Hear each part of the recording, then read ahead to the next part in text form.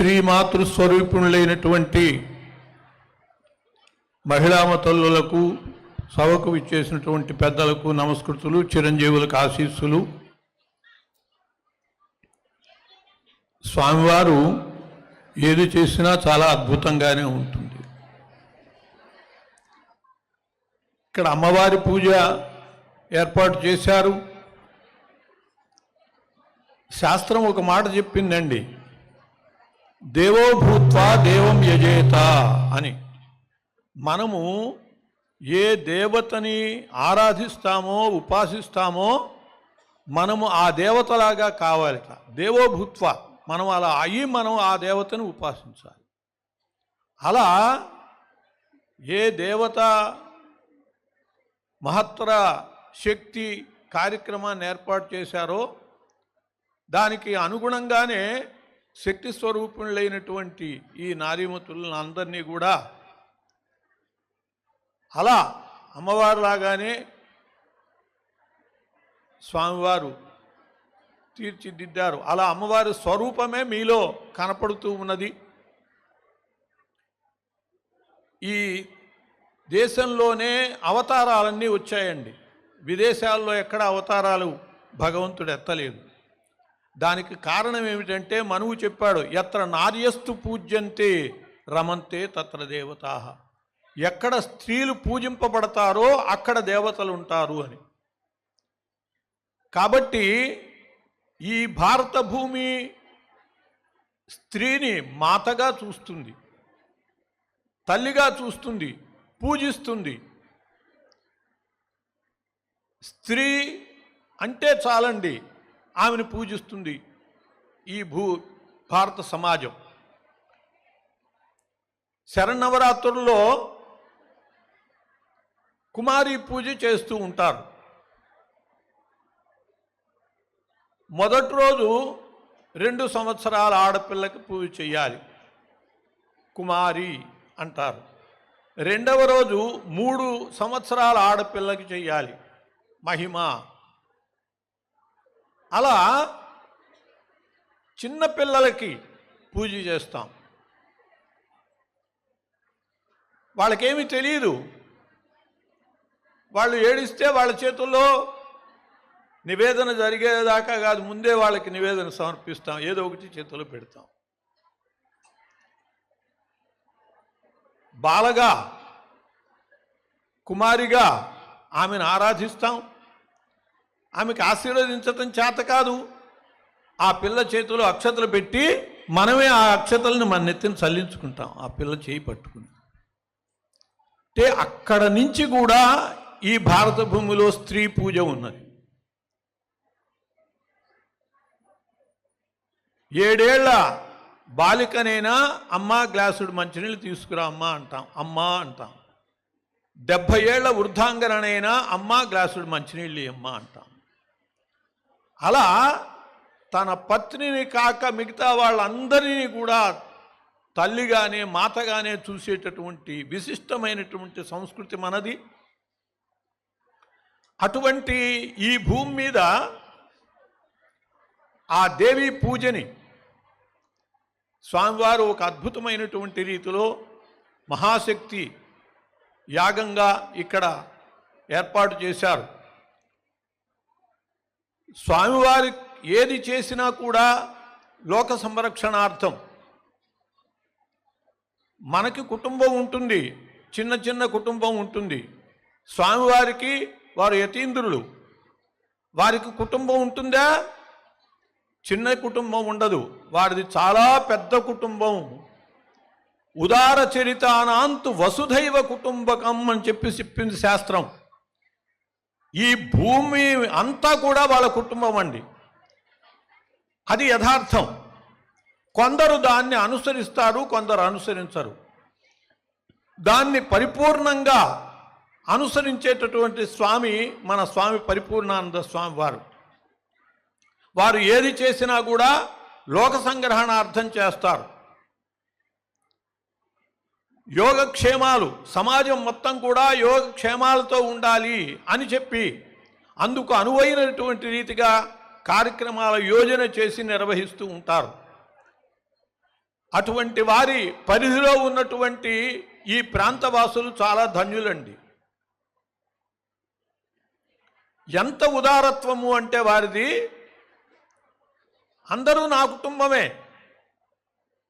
ఎక్కడ కేదార్నాథ్ అండి, కేదార్నాథ్లో ప్రమాదం జరిగి చాలామంది చనిపోతే వాళ్ళు నా వాళ్ళు, వాళ్ళకి సద్గతులు కలగాలి అని చెప్పి స్వామివారు వాళ్ళందరికీ అక్కడ మరణించినటువంటి వాళ్ళకి పిండ ప్రదానాలు చేయించారండి.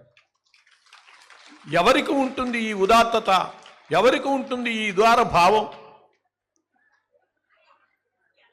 బ్రతికి ఉన్న వాళ్ళ యోగక్షేమాలే కాదు, మరణించినటువంటి వాళ్ళ యొక్క సద్గతులను కూడా ఆలోచించి నిర్వహించేటటువంటి మహానుభావులు పరిపూర్ణానంద స్వామివారు. ఇక్కడ ఇంతటి మహత్తరమైనటువంటి కార్యక్రమం ఏర్పాటు చేశారు అంటే ఎందుకు చేశారు? ఇది కలియుగం. పురాణాల్లో ఎక్కడ చూసినా అస్మిన్ కలియుగే ఘోరే అని చెప్పి వ్యాసువారు చెబుతూ ఉంటారు. ఈ ఘోరమైనటువంటి కలియుగంలో కర్తవ్యం ఏమిటి అని. ఇటువంటి కలియుగంలో రాక్షసాంతకైనటువంటి ఆ అమ్మవారిని సేవించి రాక్షస ప్రవృత్తిని అణచాలి అని. ఆ అమ్మవారు అపరాజిత, ఆమెకి ఎదురు లేదు, పరాజయం లేదు. కాబట్టి సర్వత్ర విజయాన్ని సాధించాలి, శత్రుంజయం సాధించాలి అంటే ఆ తల్లిని బగళామాతని సేవించాలి అని చెప్పి ఇక్కడ అటువంటి మహత్తరమైనటువంటి కార్యక్రమం ఏర్పాటు చేశారు. కాబట్టి ఈ భూమి మీద ఉన్నటువంటి రాక్షస ప్రవృత్తి, మనము ఎత్ర నార్యస్తు పూజ్యంతే రమంతే తత్ర దేవత, ఎక్కడైతే స్త్రీలు పూజింపబడతారో అక్కడ దేవతలు ఉంటారు అని చెప్పి మనువు చెప్పాడో, ఇటువంటి భూమి మీదే చాలా అరాచకాలు మొదలయ్యాయి. రాక్షస ప్రవృత్తుల్ని చూస్తున్నాం. కాబట్టి ఈ రాక్షస ప్రవృత్తులు అంతం కావాలి అని చెప్పి ఒక అద్భుతమైనటువంటి సంకల్పం, ఈ భూమి మీద ఉన్నటువంటి సజ్జనులందరికీ కూడా యోగక్షేమాలు జరగాలి అనేటటువంటి ఒక అద్భుతమైనటువంటి సంకల్పం పెట్టుకుని ఇంతటి మహత్తరమైనటువంటి అతిరుద్రయాగము, మరి అమ్మవారికి సంబంధించినటువంటి అద్భుతమైనటువంటి ఆ కుంకుమార్చన, విశేషార్చనలు ఇవన్నీ కూడా ఏర్పాటు చేశారు. వీటిని సద్వినియోగం చేసుకోండి. ఒక్క విషయం చెబుతున్నాను, మనం పుట్టినప్పటి నుంచి ఈ జన్మ ఎలా చరితార్థం చేసుకోవాలా అని ఆలోచించాలండి. చిన్నప్పుడు మనకి తెలియదు, గ్రాహికం తెలిసాక దూరదృష్టి కావాలి. మన వాళ్ళు చెబుతూ ఉంటారు, కాస్తంత దూరదృష్టి కావాలరా, ఏదైనా 10 రూపాయలు బ్యాంకులో వేసుకుంటేనే అని. ఈ బ్యాంకు ఎంతకాలం ఉపయోగపడుతుందండి మనకి? దూరదృష్టి అంటే అది కాదు. ఒక్క మాట ఆలోచిద్దాం. మన కళ్ళ ముందు అనేక ప్రాణులు ఉన్నాయి. మన ఇళ్లల్లో పిల్లులు, ఎలుకలు ఉంటున్నాయి, వాకిట్లో కుక్కలు ఉంటున్నాయి, దొడ్లో పశువులు ఉంటున్నాయి, బర్రెలు, గొర్రెలు ఉంటున్నాయి. అవన్నీ ప్రాణులే, మనము ప్రాణే. ప్రాణి అన్నప్పుడు అవి మనవి ఒకటి, మనము ఒకటేనండి, తేడా ఏం లేదు. కానీ అవి అలా ఎందుకు పుట్టాయి, మనం ఇలా ఎందుకు పుట్టాము అని ఎప్పుడన్నా ప్రశ్నించుకుంటున్నామా? ఆలోచించాలండి. మనకి కాస్తంత వ్యవధానం ఉంటే అంతర్ముఖులం కావాలి. అలా కాకుండా టీవీ పెట్టుకునో, లేదు అబ్బా తోచటం లేదని ఎవరినో ఒకరిని పిలుచుకునో, లేకపోతే ఇప్పుడు పిలుచుకొని కూడా అక్కర్లా, సెల్ ఫోన్ ఉంటుంది చేతిలో. దీనివల్ల మనం చాలా కోల్పోతున్నామండి. ఏకాంతంగా ప్రశాంతంగా ఉన్నప్పుడు కొన్ని ప్రశ్నలు మనం అంతర్ముఖులమై వేసుకోవాలి. చాలామంది పుట్టుకొస్తున్నారు, ఆసుపత్రుల్లో, ఇళ్లల్లో ప్రసవాలు జరిగి చాలామంది పుట్టుకొస్తున్నారు. వీళ్ళు ఎక్కడి నుంచి పుట్టుకొస్తున్నారు ఎప్పుడు ఆలోచించామా? చాలామంది వెళ్ళిపోతున్నారు, ఖాళీ చేసి చనిపోతున్నారు, క్షణక్షణము చనిపోతున్నారు. ఈ వెళ్ళే వాళ్ళు ఎక్కడికి వెడుతున్నారో ఆలోచించామా?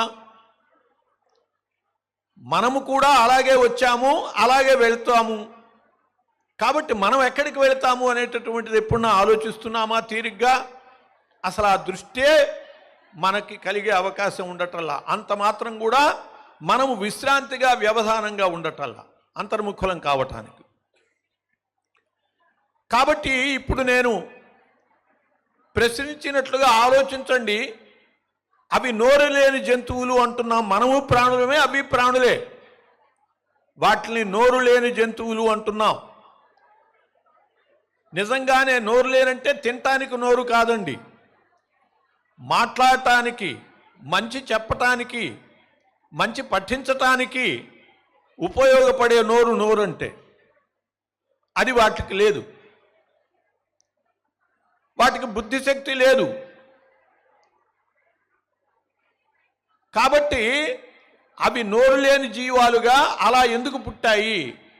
మనం చక్కగా నోరు, బుద్ధి, కాళ్ళు, చేతులు ఇవన్నీ అవయవాలతో ఓ పరిపూర్ణమైనటువంటి స్థితిలో మనం ఎందుకు పుట్టాము ఎప్పుడన్నా ఆలోచించారా? భగవంతుడికి ఏమన్నా పక్షపాతమా? వాటి మీద కోపము, మన మీద అనురాగము ఉందా భగవంతుడికి? భగవంతుడు నిష్పక్షపాతి కదా, ఆయనకి ఏ పక్షపాతం ఉండదు. మరి మనల్ని ఇలా ఎందుకు పుట్టించాడు, వాటిని అలా ఎందుకు పుట్టించాడు అని అంటే, మనం ఇలా పుట్టటానికి కావలసిన పుణ్యం చేసుకున్నామండి గత జన్మలో. అందువల్ల మనకి ఇటువంటి జన్మ వచ్చింది. వాటికి ఆ పుణ్యం లేదు కాబట్టి ఆ జంతువులు నోరు లేని జంతువులుగా, బుద్ధి లేని జీవులుగా అలా పడున్నాయి. కాబట్టి కారణం ఏమిటి? మనము పుణ్యం చేసుకున్నాం కాబట్టి ఈ జన్మ వచ్చింది. అవి పాపం చేసుకున్నాయి కాబట్టి, మనుష్య జన్మకి కావలసిన పుణ్యం చేసుకోలేదు కాబట్టి అవి అలా పుట్టాయి. సరే, జరిగింది జరిగిపోయింది. ఇప్పుడు మనం ఆలోచించాల్సింది వచ్చే జన్మ ఏమిటి మన పరిస్థితి? వచ్చే జన్మకి ఇలా పుడతామా, లేదు అలా పుడతామా, వాటిలాగా పుడతామా? ఎవరు నిర్ణయించేది? మనం అనుకుంటాం భగవంతుడు నిర్ణయిస్తాడు మనం ఎలా పుట్టాలో అని. కాదండి, మన జన్మ ఎలాంటిది రావాలో నిర్ణయించుకునేది మనమే. అన్నదానం చిదంబర శాస్త్రి గారు, వారి గురించి చాలా విషయాలు మీకు చెప్పుంటారు గతంలో. నేను నిన్న కూడా చెప్పాను. ఒక ముఖ్యమైన విషయం ఏంటనంటే, ఇప్పుడు అయోధ్యలో రామమందిర నిర్మాణం జరుగుతుంది కదా, అక్కడ యంత్రము స్థాపిస్తారు కదా, ఆ యంత్రం వారు చేయించి, వారు దాన్ని అర్చన చేసి, దానికి కొన్ని అసలు ఊహించనంత జపం చేసి వారి చేత్తో పట్టుకెళ్ళి అయోధ్యలో ఇచ్చొచ్చారు వారు. ఆయన చేతుల మీదుగా ఆయన ఆంజనేయ స్వామి వారు ఆయన ఎంచుకున్నారు. ఇప్పుడు రాముడి యొక్క కార్యం ఎవరు చేయాలి? రాముడు కాదుగా, ఎవరు చేయాలి? ఎవరు చేయాలి? అందుకే త్యాగరాజస్వామి వారు ఏమడిగారు ఆయన్ని, ఏమయ్యా నాకు నిన్ను ఆరాధించాలంటే, నిన్ను సేవించాలంటే నాకు ఎలా ఇవ్వాలి, నన్ను ఎలా చేయాలి నువ్వు? బంటూరీతి కోలు వియవయ్య రామ, బంటూరీతి గోలు వియవయ్య రామ.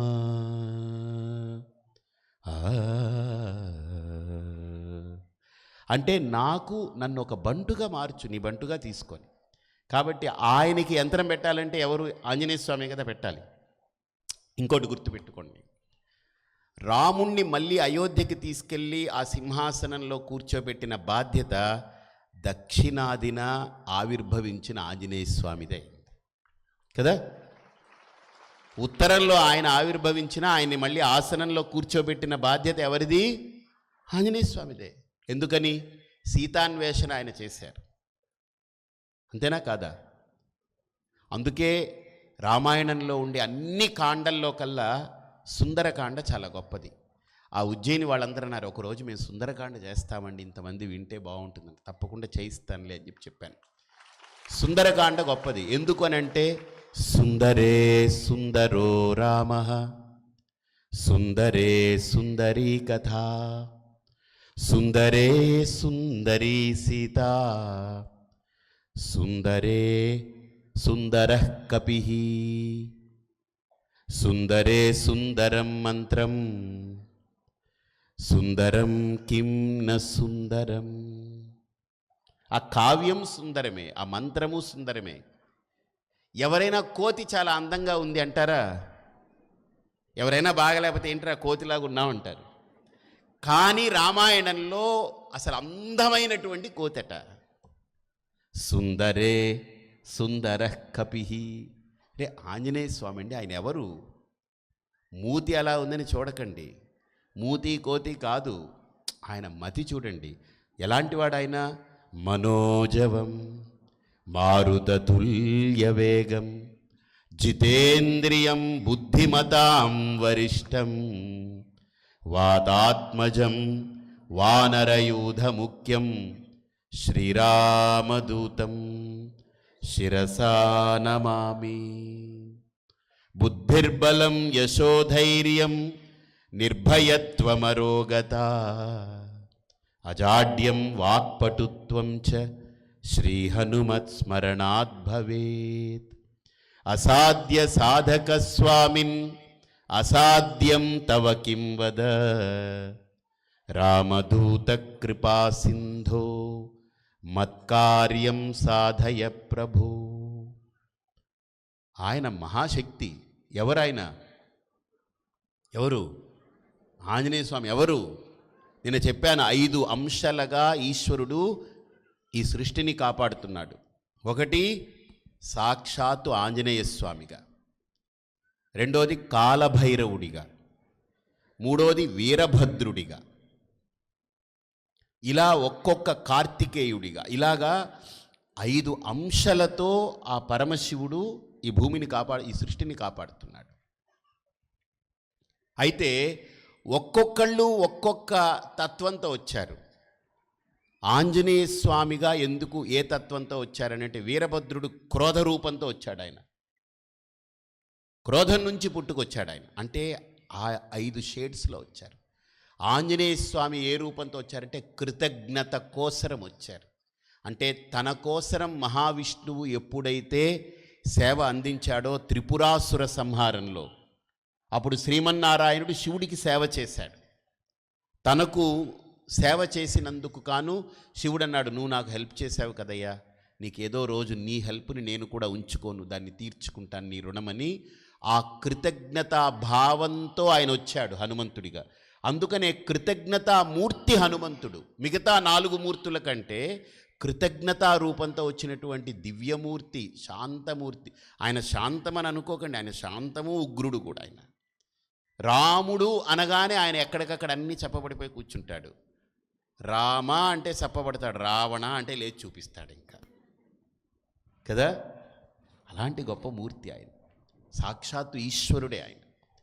కాబట్టి మనం ఈరోజు ఒక అదృష్టం ఏంటనంటే, ఆ రోజు రాముడు ఉత్తరాదిన వెళ్ళి మళ్ళీ అయోధ్యలో సింహాసనంలో కూర్చునేదానికి దక్షిణన ఆవిర్భవించిన ఆంజనేయ స్వామి ఎలా కారకుడో, ఈరోజు అయోధ్యలో రామ మందిర నిర్మాణంలో రాముడి యొక్క ప్రతిష్టకి యంత్రం కూడా దక్షిణాది నుంచి వెళ్ళింది ఈ హనుమంతుడి యొక్క ఉపాసకుడి ద్వారా. ఎంత గొప్ప సన్నివేశం!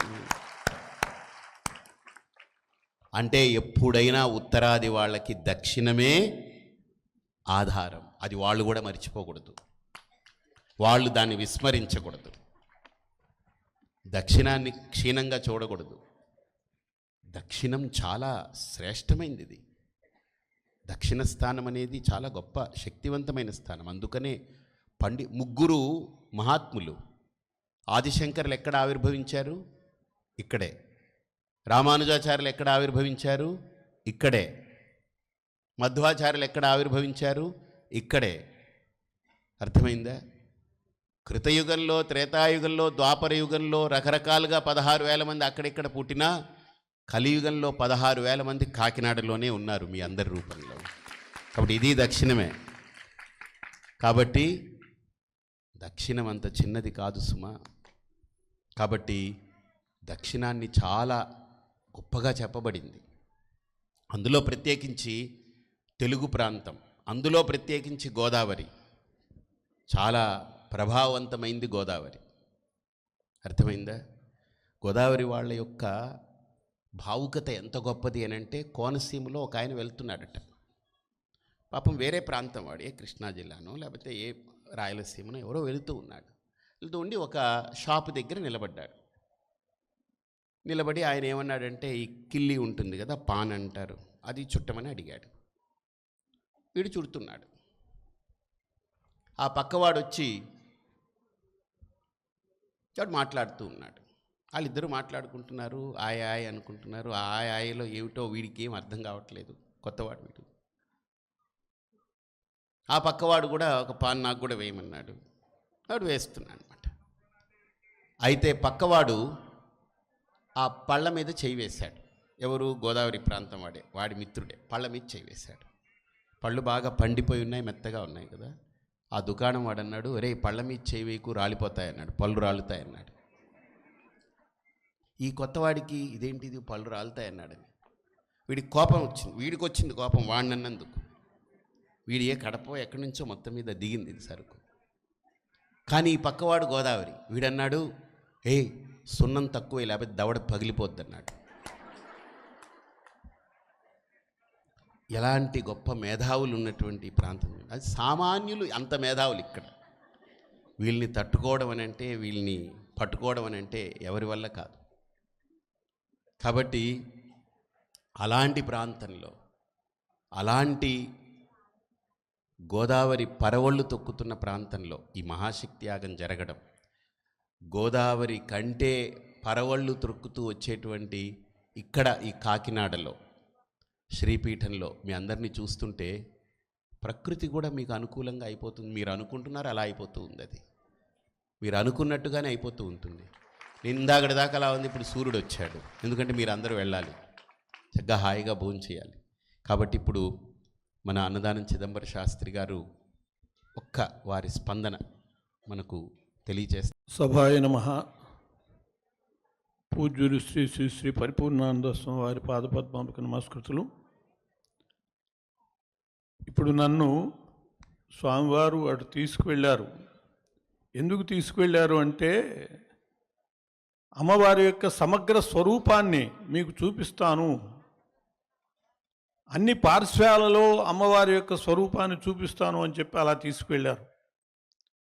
అంటే అమ్మవారిని మీరు ఎదురుగ్గా చూస్తున్నారు, కానీ స్వామివారు అమ్మవారి ఎదురుగ్గా అద్దంలో చూసినట్లుగా మీ అందరిలో అమ్మవారిని చూస్తున్నారు. అట్లా ఆ సమగ్ర రూపాన్ని నాకు చూపించారన్నమాట. అన్ని దిక్కులా తీసుకువెళ్ళి ఆ వెనక్కి వెళితే మీ శిరోభూషణంగా ఉన్నటువంటి చామంతి పూలు ఆకాశంలో ఉన్నటువంటి నక్షత్రాల్లాగానే కనపడుతున్నాయి.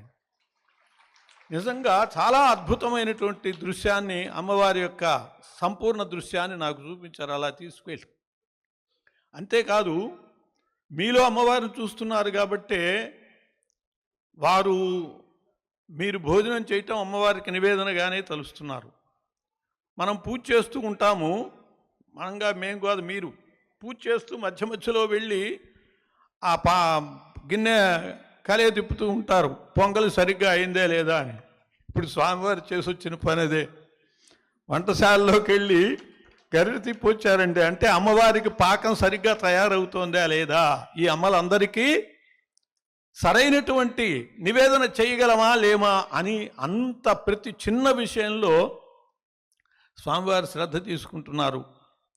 వారు ఒక మాట అన్నారు, భారతదేశంలో ఎక్కడన్నా కనుక ఏదైనా ప్రమాదం జరిగితే అరవింద యోగికి తన దేహంలో ఒక పార్శ్వం బాధ కలుగుతుందిట. అంటే తాదాత్మ్యత పొందాడు ఆయన దేశంతో, అందువల్ల అలా అనిపిస్తుంది ఆయనకి. అట్లా స్వామి మీలో ఎవరైనా భోజనం చేయకపోతే, ఉపవాసంలో ఉన్నా మామూలుగా అయితే హాయిగా ఉండగలిగిన వారు కొంత నీరసపడతాను అని చెప్పి అన్నారు అంటే దాని పరమార్థం మీరు గ్రహించి ఉంటారని చెప్పి తలుస్తాను. ఒక చిన్న విషయాన్ని మీ ముందు ఉంచుతాను.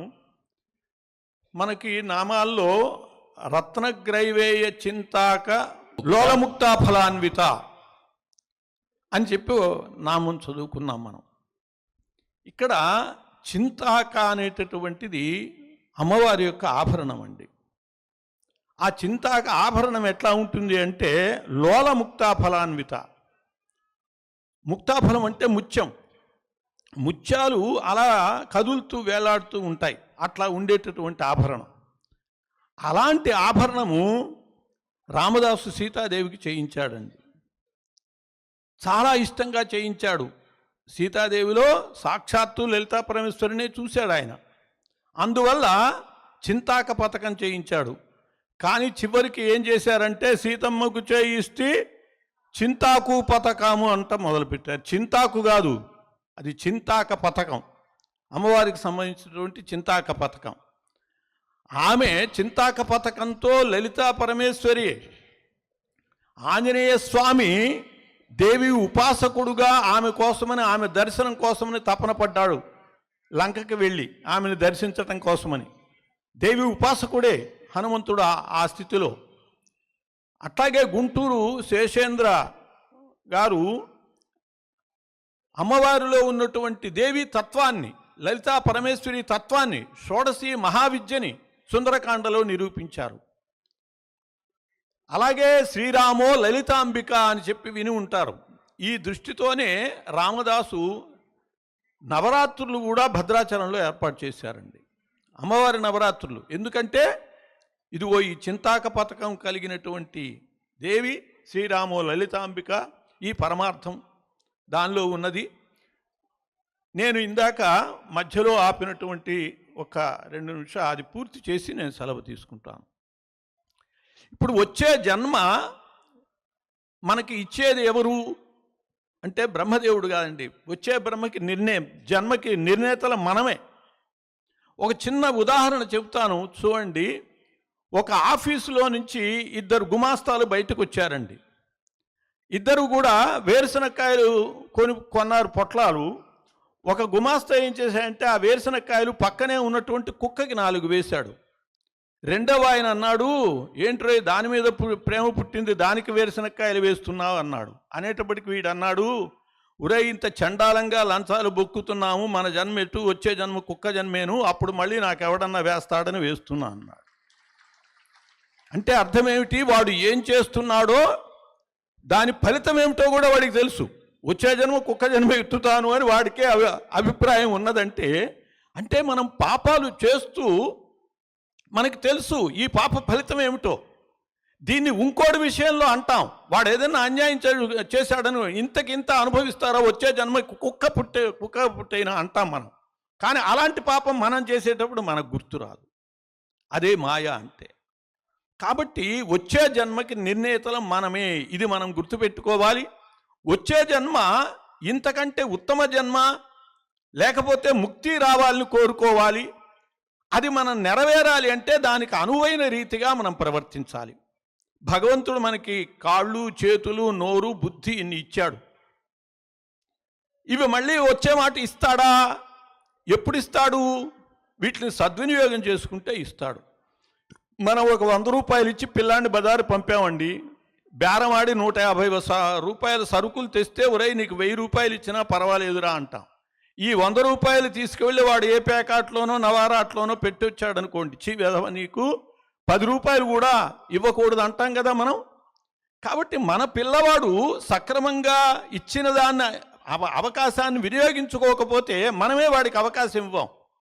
మరి భగవంతుడు మనకి ఇంతటి అవకాశం ఇచ్చాడు, కాళ్ళు, చేతులు, బుద్ధి, వీటిని సద్వినియోగం చేసుకుంటే మళ్ళీ మనకిస్తాడు. కానీ వీటిని సద్వినియోగం చేసుకోకపోతే ఇస్తాడా?